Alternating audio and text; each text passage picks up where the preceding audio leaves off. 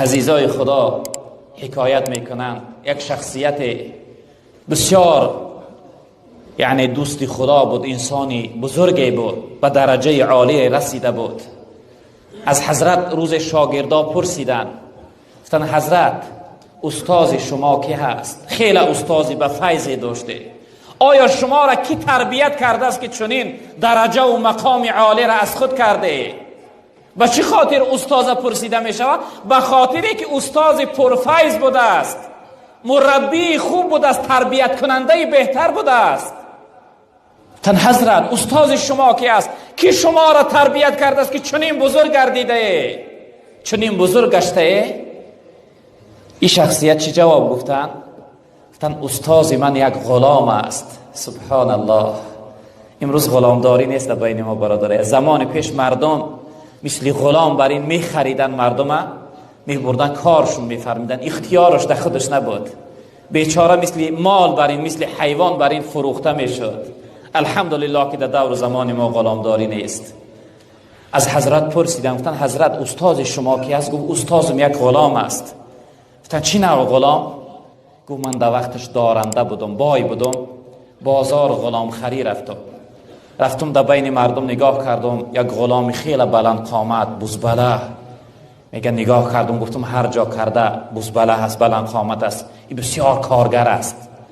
در اصل انسانی میده جنس در کارم قبول نمیکنه، میگن ستیل برداشته نمیتونه، رسوارد میگن چی میگن برداشته نمیتونه.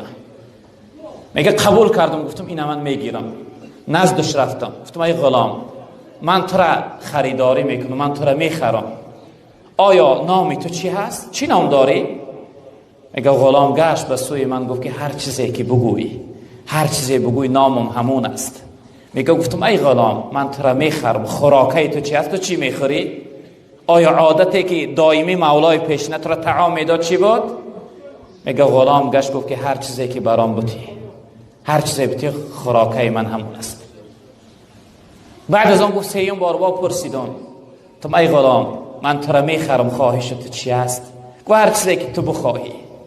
گفت هر وقت هر سوال از غلام میپرسیدم، غلام وابسته به خودم میکرد، میگو هر چیزی که بودی خوراکم همون است، هر چیزی بگوی نامم همون است، هر چیزی که تو بخواهی خواهشم همون است. بعد از آن میگه وقتی سوالها ما تیار کردم، غلام یک آهی سر کشید، گفت غلام چی و خواهشش چی؟ غلام باید خواستی صاحبش نگاه کنه که صاحبش از او چی میخواهد. میگه این سخنی غلام من یعنی در فکری خودم گرفتم و تفکر کردم، فکر کردم غلام چی و خواهشش چی. برادری عزیز بزرگوار، من و شما دعوا داریم که ما بنده الله هستیم، ما را چی و خواهشمون چی؟ ما باید خواستی او را نگاه کنیم که او از ما چی میخواهد. الله رب العالمین از ما چی میخواهد؟ باید خواستی الله با جا بیاریم، نه اینکه خواستی یعنی شیطان و خواهش نفس و خواهش دیگر. ما بنده الله هستیم، باید ما بنده خوب باشیم، بندگی خدا را به خوبی با جا بیاریم.